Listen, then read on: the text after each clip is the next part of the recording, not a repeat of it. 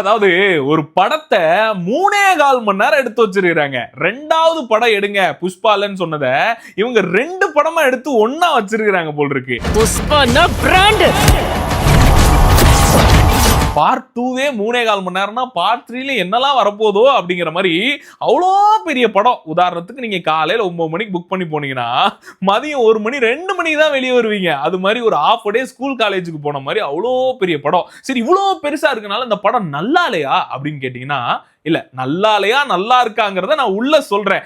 அதுக்கு முன்னாடி இந்த புஷ்பா 2 பார்க்க போறவங்களுக்கு ஒரு சில எச்சரிக்கைகள், ஒரு வார்னிங், இல்ல ஒரு சஜஷன், ஒரு அலர்ட்னு எது வேணாலும் எடுத்துக்கங்க. நான் அதை சொல்றேன், அதை நோட் பண்ணிக்கங்க. ஏன்னா மேபி இந்த மாதிரி இல்லாம போனீங்கன்னா இன்னும் இந்த படம் சூப்பரா கனெக்ட் ஆகும். அதுல ஃபர்ஸ்ட் விஷயமே, நீங்க புஷ்பா 1 இதை கம்பேரே பண்ணாதீங்க. நமக்கு புஷ்பா 1 ஒரு சர்ப்ரைஸான பேக்கேஜ். நமக்கு அந்த கேரக்டர் எப்படி எவால்வ் ஆகும், அது என்ன சாகசம் பண்ணும், அந்த படம் எப்படி இருக்கும்லாம் நமக்கு ஒண்ணுமே தெரியாது. ஆனா பார்த்துட்டு பயங்கரமா செலிப்ரேட் பண்ணிருப்போம். இப்போ நமக்கு 2 வருஷம் கழிச்சு வருதுங்கும் போது நமக்கு பயங்கர எதிர்பார்ப்பு இருக்கு. அதுக்கு நடுவுல KGF 2லாம் அதெல்லாம் டஃப் கொடுக்குற மாதிரி ஒருண்டா புஷ்பா அப்படின்லாம் சொல்லிட்டு இருந்தோம்ல. சோ அதெல்லாம் இல்லையான்னு கேட்டா அதோட டபுள் மடங்கு இருக்கு. பட் ஆனா புஷ்பாவை நம்ம ஃபர்ஸ்ட் பார்ட்ல பார்த்து எவ்வளவு ரசிச்சிருப்போமோ அதெல்லாம் இந்த கேரக்டர் பண்ணாதுன்றது எல்லாத்தையுமே இதுல வச்சிருக்காங்க. ரொம்ப அம்மா சென்டிமெண்ட், தங்கச்சி சென்டிமெண்ட்னு ஒரு ஃபேமிலி சென்டிமெண்ட்டுக்குள்ள போனதெல்லாம் பார்க்கும்போது இது புஷ்பாக்கு செட் ஆகாத மாதிரி இருக்கே அப்படின்ற மாதிரிலாம் தோணும். அதனால ஃபர்ஸ்ட் புஷ்பாவை 1 இதுல கம்பேர் பண்ணாதீங்க.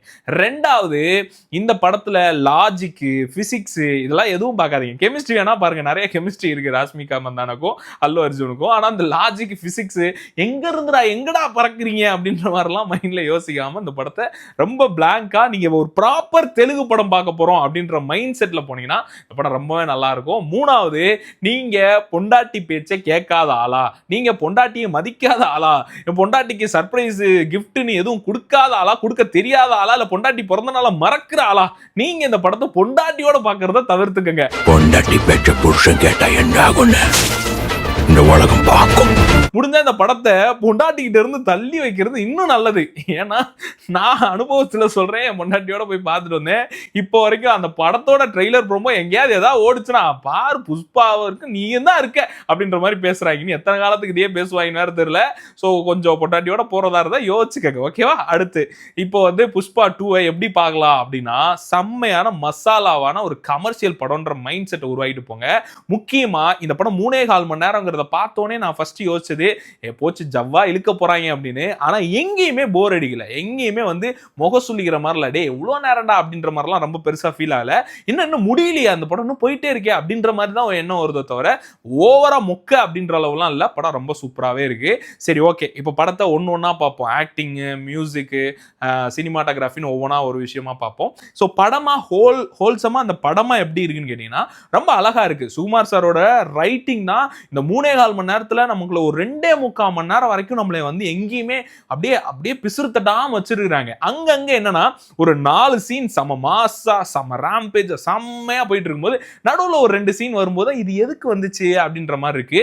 அண்ட் தென் இன்னொரு விஷயம், இந்த படம் பார்த்து முடிச்சோடனே தோணுது என்னன்னா, புஷ்பாவோட இந்த ரூல் அப்படிங்கிறது என்ன மாதிரி கதை, இது சென்டிமெண்டலா போகுது, தங்கச்சின்னு போகுது, ஃபேமிலின்னு போகுது, ஒரு பக்கம் ஃபகத் ஃபாசிலா ஹீரோ வில்லன், அவர் மெயின் வில்லனா வேற யாரோ இருக்காங்களே, இது எங்க கொண்டு போறாங்க அப்படின்ற மாதிரி சில கன்ஃபியூஷன் வருது. இது ஒரு படமா இல்லாம 2 படமா இருக்கு. அதான் இங்க ஒரு பெரிய ப்ராப்ளமே. மத்தபடி அந்த நான் சொன்ன இவ்வளவு ப்ராப்ளமும் ரொம்ப பெருசா படத்தை அஃபெக்ட் பண்ணல, ஸ்கிரீன் பிளேவை அஃபெக்ட் பண்ணல, ஆடியன்ஸ் நம்மளையுமே அஃபெக்ட் பண்ணல. நல்லா தான் இருக்கு. பட் நமக்கு எதுக்கு இவ்வளோ என்னென்னமோ வருதே அப்படின்ற மாதிரிலாம் இருந்தது. ஏன்னா ஒரு விஷயமும் வரும்போது அதுக்கு பின்னாடி ஒரு ஆக்ஷன் சீன் வச்சிருக்காங்க, இல்ல அதுக்கு முன்னாடி ஒரு பாட்டு வச்சிருக்காங்க. அதெல்லாம் ரொம்ப சூப்பரா இருக்கு. அண்ட் தென் இது தமிழ்ல பாக்குறதுனால இன்னொரு விஷயம் நான் என்ன சொல்லுவேன்னா, அந்த பாட்டு ஒரு சில இதை 2-3 பாட்டை நீங்க ட்ரிம் பண்ணிருக்கலாமோ அப்படின்ற மாதிரிலாம் தோணுச்சு. கிஸ்கிஸ்க்கு இல்ல, அது கண்டிப்பா தேவை. அது அந்த பாட்டுக்காக தான் நிறைய பேர் படத்துக்கே போயிருப்போம். ஸோ இந்த பாட்டு, அதாவது இவங்க லவ் பாட்டு ஒன்று வந்தது, அப்புறம் ஒரு சேலை கட்டிட்டு வருவார்ல, அந்த கெட்டப்ல ஒரு சாங் இருக்கு. அதெல்லாம் கொஞ்சம் ரொம்ப பெருசா லென்த்தா போன மாதிரி இருந்தது. அது முடிஞ்சோடனே ஒரு ஆக்ஷன் சீனு, அது முடிஞ்சோடனே ஒரு நார்மல் சீன் அப்படின்னு போறனால தான் நிறைய டிஸ்ட்ராக்ட் ஆகிற மாதிரி இருந்தது.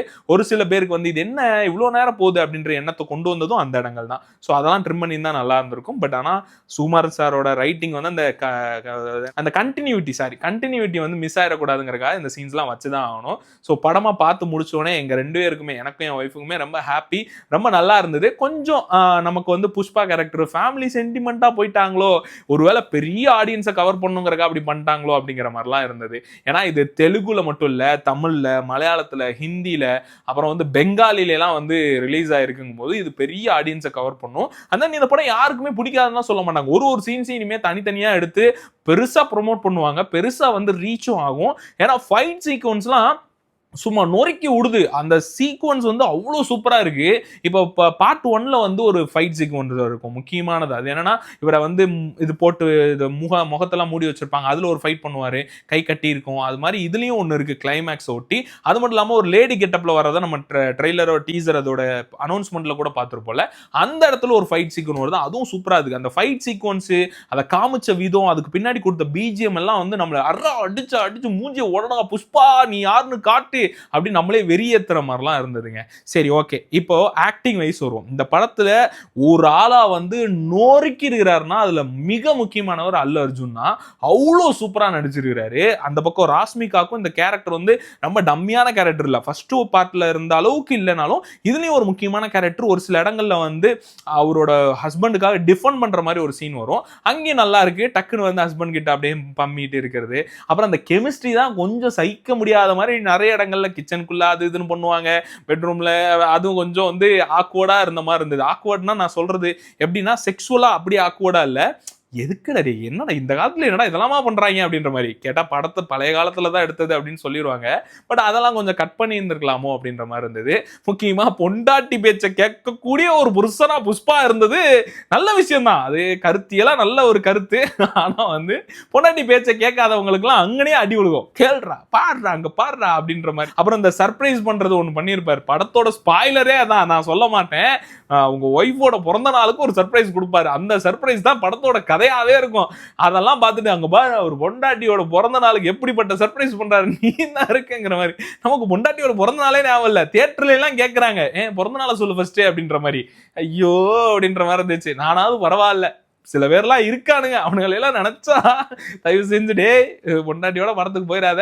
ஆனா என்னைக்கா இருந்தாலும் உங்க பொண்டாட்டி அந்த படத்தை பார்த்ததுக்கு அப்புறம் கண்டிப்பா சொல்லி காட்டுவாங்க, அது கண்டிப்பா நடக்கும். பட் இப்பவே நீயே வாலண்டியரா டிக்கெட்டை போட்டு கூட்டு போய் அடி வாங்காத, சரியா? ஸோ அப்புறம் ஆக்டிங் வைஸ் எல்லாருமே நல்லா பண்ணியிருந்தாங்க. எனக்கு ஒரு பெரிய மைனஸா ஃபீல் ஆனது, ஃபகத் ஃபாசில ஃபர்ஸ்ட் பார்ட்ல பயங்கர மாசா காமிச்சிட்டு இதுல வந்து கொஞ்சம் அவரை ரொம்ப டம்மி ஆக்கின மாதிரி ஃபீல் ஆச்சு. ஏன்னா அவர் மெயின் வில்லனான்னு பார்த்தா அவரோட ஒரு மெயின் வில்லன் இருக்கிற மாதிரி வச்சனால நமக்கு என்ன ஆகுதுன்னா, இவர் பழி வாங்குறாரு. ஓகே, ரிவெஞ்ச் இருக்கு, 2 பேருக்குமே ஈகோ இருக்கு, நல்லா இருக்கு. பட் ஃபகத் ஃபாசில நம்ம வேற ஆங்கிள் வேற கோணத்துல பார்த்தனால அவரை இப்படி சட்டிலா இருக்கிற மாதிரி பார்க்க முடியல. ஆனா இதுல இன்னொரு ஸ்பாயிலர் இருக்கு, நான் சொல்ல மாட்டேன். பட் ஃபகத் ஃபாசில் அடுத்த பார்ட் 3ல மிகப்பெரிய ரோலா இருக்கும் எனக்கு என்னமோ தோணுது. ஏன்னா முடியும் போது அப்படிதான் முடியுது. ஸோ அதுவே ஒரு பெரிய சஸ்பென்ஸ் தான். ஆனா இருந்த வரைக்கும் அவர் பெரிய கேரக்டர் இல்லாத மாதிரியும் அவருக்கு பெரிய ஒரு ஸ்பேஸ் இல்லாத மாதிரியும் இருந்துச்சு. ரொம்ப ஃபன்னியா காமிச்சிட்டாங்க அப்படின்னு கூட தோணுச்சு. மற்றபடி எல்லாமே ஓகே தான். அதுக்கப்புறம் வந்து சினிமாட்டோகிராஃபி, இதுல வந்து மெயின் பங்கே அவங்களுக்கு தான். அல்லு அர்ஜுனை ஸ்லோ மோஷன்ஸ்ல காட்டுறது, மாஸ் ஃபீல் கொடுக்கறது, கூஸ்பம்ஸ் கிரியேட் பண்றது. முக்கியமா இந்த ஃபைட் சீக்வன்ஸ்லாம் நரேட் பண்றதும் சொல்றதும் ஈஸியா இருக்கலாம், பட் எடுக்கிறதுங்கிறது அவ்வளோ கஷ்டம். ஏன்னா ஒரு கையையும் காலையும் கட்டிக்கிட்டு பண்ற ஃபைட்டா இருக்கட்டும், அப்புறம் வந்து காட்டுக்குள்ள பண்ற ஃபைட்டா இருக்கட்டும், இந்த மாதிரி நிறைய ஃபைட்ஸ் இருக்குல்ல, அந்த ஃபைட் எல்லாம் ரொம்ப சூப்பரா பண்ணியிருந்தாங்க. அதை பார்க்கும்போதே அவ்வளோ நல்லா இருந்தது. அதுக்கு மெயின் ரீசனே விஷுவல் தான். இன்னொரு பக்கம் வந்து சாம் சிஎஸ் தான் பிஜிஎம் பண்ணியிருக்காருல்ல. ஸோ சாம் சிஎஸோட பிஜிஎம் பண்ணியிருந்தாலும் அந்த மியூசிக்னு ஒன்று இருக்குல்ல, நமக்கு புஷ்பா புஷ்பா புஷ்பா புஷ்பா அப்படின்னு வர்றதே ரொம்ப சூப்பரா இருக்கு. அப்புறம் பாட்டும் ரொம்ப நல்லா இருக்கு, எல்லா பாட்டுமே நல்லா இருக்கு. பாட்டு நல்லாவே இல்லை அப்படின்லாம் சொல்ல முடியாது, பாட்டு இந்த இடத்துல தேவையில்லை அப்படின்ற மாதிரி தான் ஒரு சில இடங்கள்ல ஃபீல் ஆச்சோ தவிர பாட்டுமே சூப்பரா இருந்தது. சினிமாட்டோகிராஃபியும் நல்லா இருந்தது, பிஜிஎமும் நல்லா இருந்தது. டைரக்ஷன் தான் அடுத்து அல்லு அர்ஜுன் ஒரு பக்கம்னா, இன்னொரு பக்கம் வந்து சுகுமாரன் சார். அவர் வந்து அவர் எழுத்துல, அவரோட ரைட்டிங்ல, ஸ்கிரீன் பிளேல சூப்பரா கொண்டு போயிருக்காரு, ரொம்ப கிரிப்பிங்கா கொண்டு போயிருக்காரு. முக்கியமா ஒரு 3.25 மணி நேரம் ஒரு படம் எடுக்கிறதுங்கிறதுலாம் வந்து அவ்வளோ ஈஸி கிடையாது இந்த காலகட்டத்தில். யோசிச்சு பாருங்க, நம்ம யூடியூப்ல ரிவ்யூ போட்டாவே ஒரு 5 நிமிஷத்துக்கு மேல போச்சுனாவே என்னடா இப்ப என்னடா சொல்ல வர்ற அப்படின்ற மாதிரி ஆயிடும். 1 நிமிஷத்துக்கு மேல ரீல் பார்க்கவே இங்க எல்லாம் யாருக்குமே டைம் இல்லை.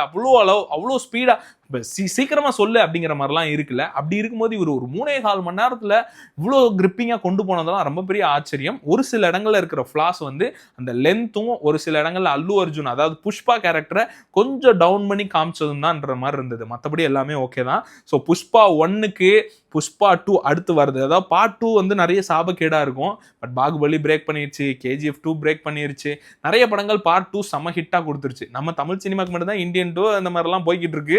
சரி, அதை யாராவது காப்பாற்றுவாங்க. இப்போ புஷ்பா 2 எப்படி இருக்குன்னா, பார்ட் 1 எவ்வளோ இருந்ததோ அதுக்கு ஈக்குவலா அதை விட சூப்பராகவும் நிறைய பேர் கனெக்ட் ஆகும். ஏன்னா அந்த மசாலா படம் பார்க்கக்கூடிய நண்பர்களுக்கு ரொம்பவே பிடிக்கும். நிறைய BCD எல்லாம் பயங்கரமா ரீச் ஆகும். பெங்காலில எல்லாம் கொடுத்துருக்காங்க, அதெல்லாம் கண்டிப்பா பிச்சுக்கிட்டு ஓடும். இது வசூல்லையும் மிகப்பெரிய ஒரு சாதனை படைக்கும் நினைக்கிறேன். சோ கண்டிப்பா போய் பார்க்கலாம். ஒன் டைம் வாட்சபிள் அப்படின்றத நான் சொல்லுவேன். நீங்க நிறைய சினிமா பார்த்து எக்ஸ்ப்ளோர் பண்ண ஆளா இருந்தா மேபி உங்களுக்கு அப்படின்ற மாதிரிலாம் இருக்கும். நல்ல படம் அப்படி வந்து அப்படி செம்மையா பார்த்த மாதிரி இருந்தது இந்த மந்த்ல. இதுக்கப்புறம் வர்ற படங்களும் என்னெல்லாம் பண்ணுதுங்கிறத பார்ப்போம். நிறைய தமிழ் படங்களை பத்தி பேசலாம். நிறைய சினிமா படங்கள், இந்தியன் சினிமா எல்லா வேர்ல்டு இருக்க எல்லா சினிமா பத்தியும் பேசலாம். உங்களோட கருத்து என்ன இந்த படத்தை பார்த்துருந்தீங்கன்னா அப்படிங்கிறதையும் கீழே மறக்காம பதிவு பண்ணுங்க. நம்ம ரிவ்யூ பிடிச்சிருந்துச்சுன்னா நம்ம சேனலை ஃபாலோ பண்ணி சப்ஸ்கிரைப் பண்ணிட்டு உங்களோட அன்பு ஆதரவு கொடுங்க. டடா.